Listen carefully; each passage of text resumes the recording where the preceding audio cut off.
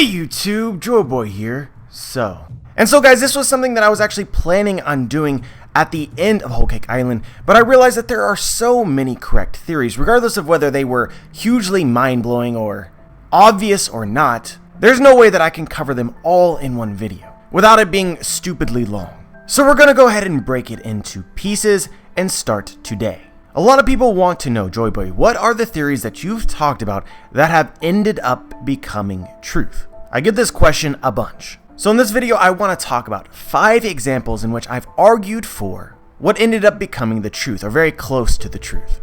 Keep in mind, guys, that just because I argued for a theory did not mean that I was the first person to think it up. In many cases, I am influenced by comments that I read or other theories that could possibly have existed. I don't want to claim credit for the creation of all of these theories. That is not important to me. I want to give you guys examples of theories that were true, that I specifically argued for.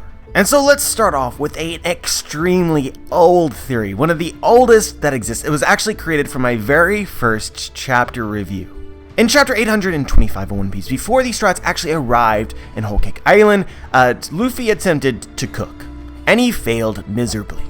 Wasted all of their supplies. And so they needed some kind of food, and they eventually found it, but it just so happened that the fish that they caught was pretty much the most poisonous thing in the world. And Luffy, being the idiot that he is, ate it all and poisoned himself. Luffy was on the verge of dying. And so the question at the time was, how is it even possible for them to get out of this situation? For Chopper doesn't have what he needs to cure Luffy. How is Luffy going to find his cure? I want you guys to keep in mind that this video is OG. It is super old, so now let's roll the clip. So after this, the chapter kind of devolved into laughs for a little bit, and then we have just a total fucking novel bomb. Just thrown at us all of a sudden, completely when we're not expecting it. The Straw Hats and Luffy and company have run into Germa 66, and we see somebody who has curly eyebrows just like Sanji, aka one of Sanji's brother. And so we really have to ask ourselves at this point, what is going to happen here? There's just so many plot twists recently in One Piece chapters. It's just literally making my head explode. I don't know what to think, but there's no way the Straw Hats are taking on Germa 66 right now, because, well, frankly, just their manpower is down, so I don't see how they can really take on anyone. And second of all, Luffy, being the idiot that he is, has totally just poisoned himself. They are lacking supplies, they need food, they need water, they're probably going to die soon. Then they run into Germa 66. They don't have the energy right now to take on Germa 66. And there's really no way that they can avoid Germa 66 at this point. So what is going to happen? If I'm going to be 100% honest with you guys, I think that somehow this ship of Germa 66 is going to help them. Now, why would they do that? I have absolutely no idea. It is really unclear whether Germa 66 is the good guys or the bad guys. Or maybe this is, a part of Germa 66 that is actually a good guy, while the majority of them are bad. I can't say. All I can say is that there's no way that the Straw Hats are going to take them on and succeed. I just don't see it happening, especially with Sanji's brother being on that ship. If we assume that Sanji's brother is on the same level as Sanji, there's nobody on that ship that can really take on Sanji at the moment. And then again, we're talking about, they're making it absolutely clear that the Straw Hats are fucked right now. They need supplies.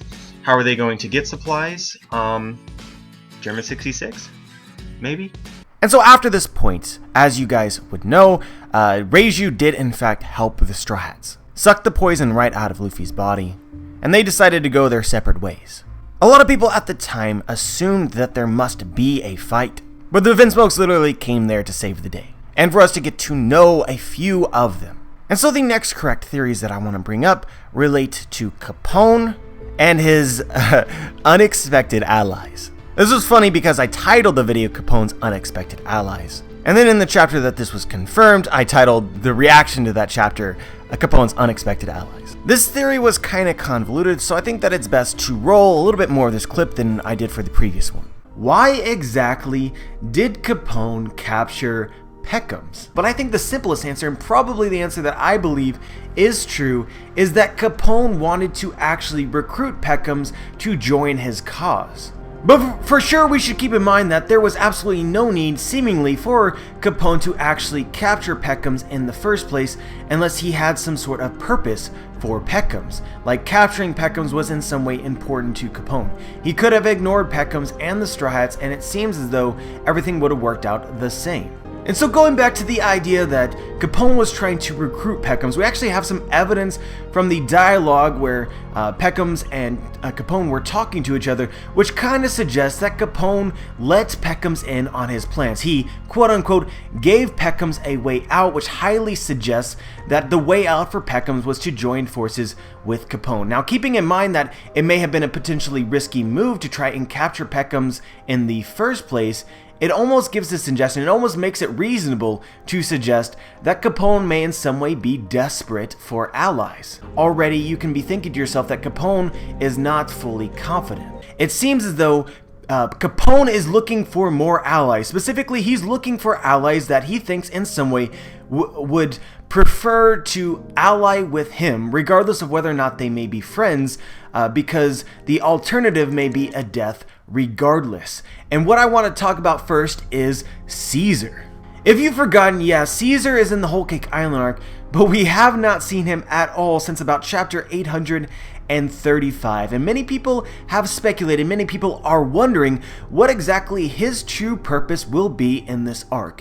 And while I think that we may not have the full answer to that question, I do think that it's very persuasive to possibly suggest that Capone may in some way try and recruit Caesar to his team, basically try and rescue Caesar.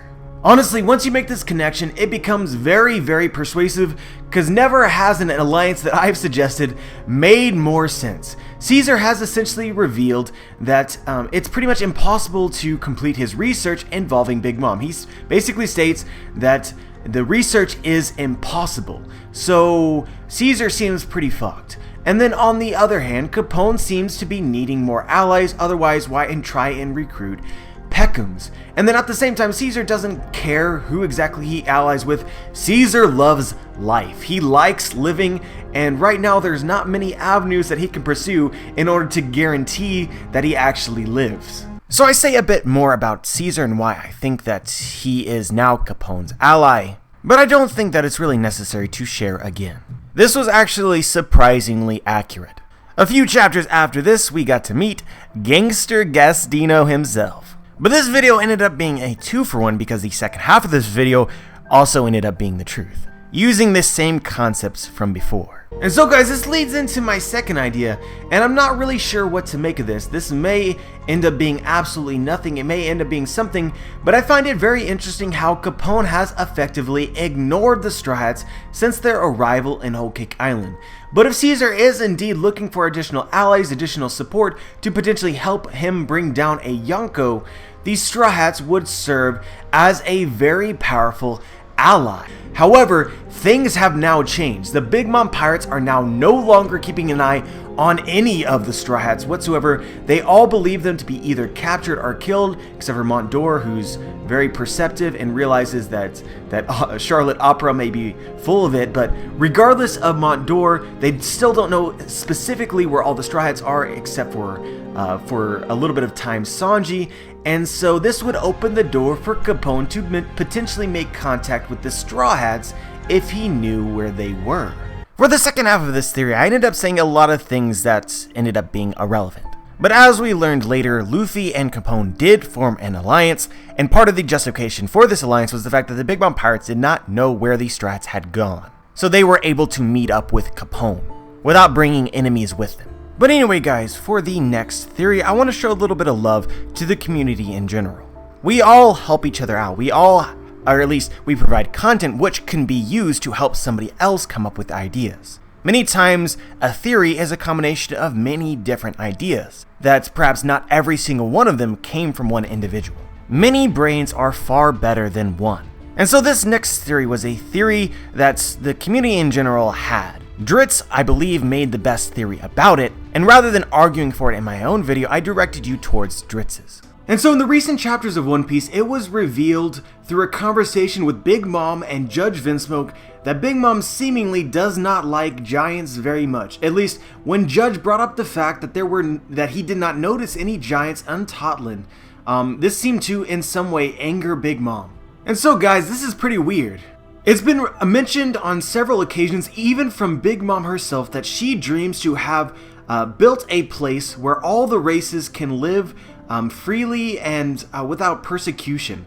And so it just would seem really weird for her to add a caveat to this, saying that all races except for giants. But given what we do know, there is currently 2 ideas which make some sense.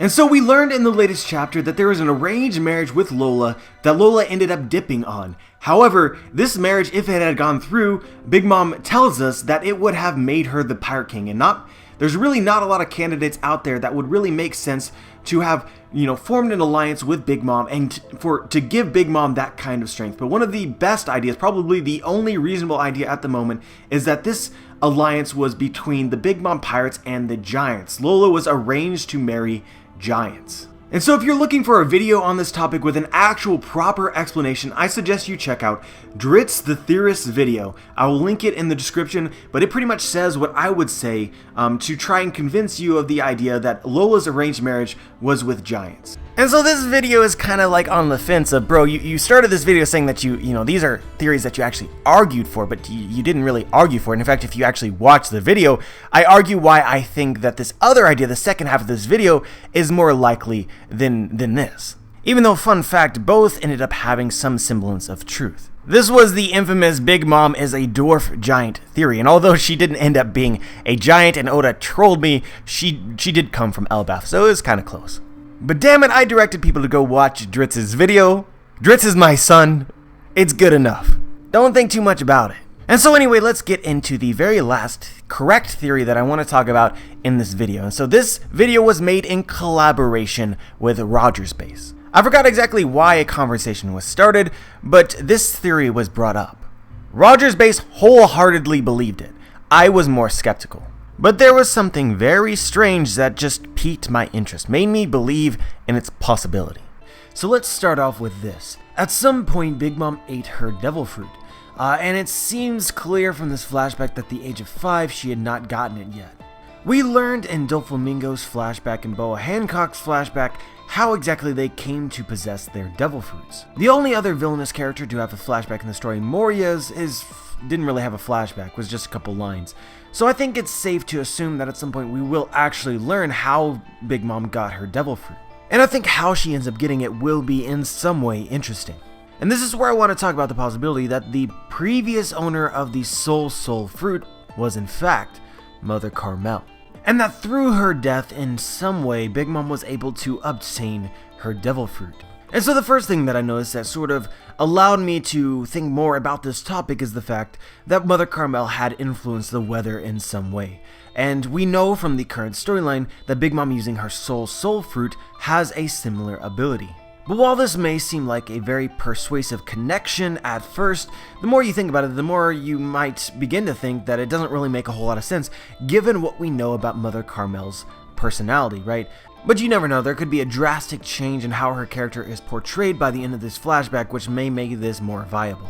But the meat of this discussion centers around the possibility, which I think is very interesting, in Big Mom being a cannibal and having eaten Mother Carmel while in a rage. Now this goes extremely counter to my beliefs about Big Mom, but you will notice something interesting about Big Mom that we learned throughout the course of the chapters in Whole Cake Island, which is that Oda definitely intended for us to get the perception that she was a cannibal, regardless of whether or not that's true.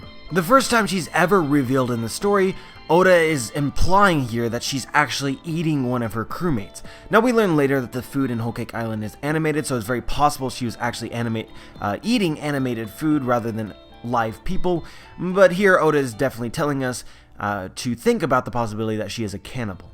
But Oda also added little details as well to sort of further this thought. When Big Mama is first revealed in the Whole Cake Island arc, they're singing a pretty sadistic song, and one of the lines are these: "Will there be some strawberry jam?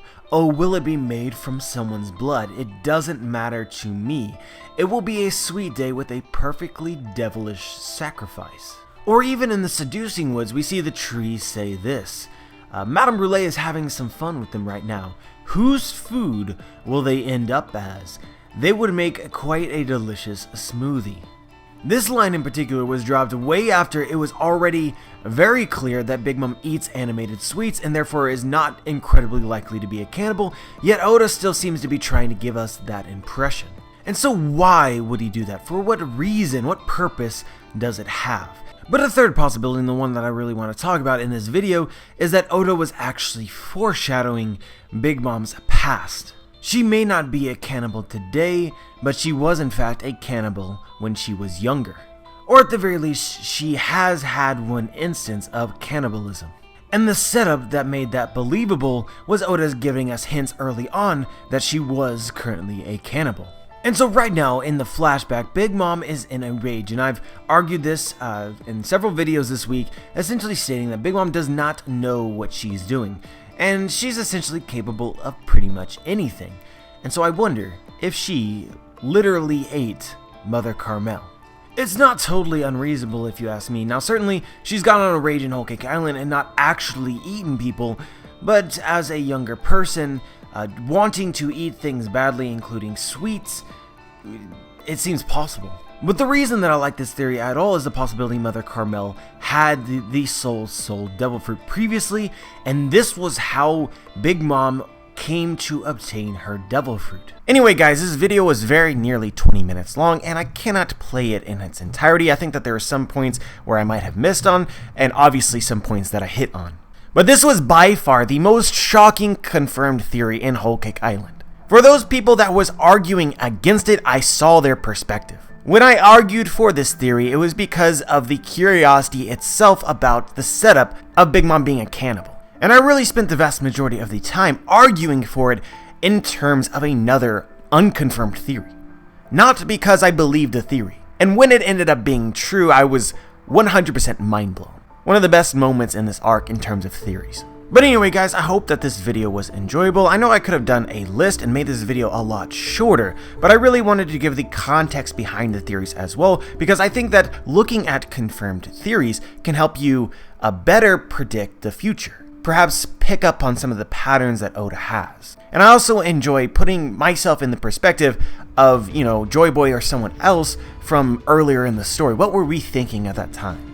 If you guys enjoyed this and you want me to make more of these because there are many more confirmed theories, let me know and show love to the video. But anyway guys, I understand that I'm going to get a lot of hate for this video. A lot of people are going to view this semi-negatively, but a lot of people ask me this question. And for those of you who will bring up undoubtedly in the comments that I have also had many theories wrong, perhaps I have the most wrong theories out of anyone in the community just because of the amount that I produced, I'm also completely down to meme myself and make a video such as, the 5 worst Joy Boy theories or Joy Boy theories gone wrong. If that's something that interests you, be sure to let me know in the comment section.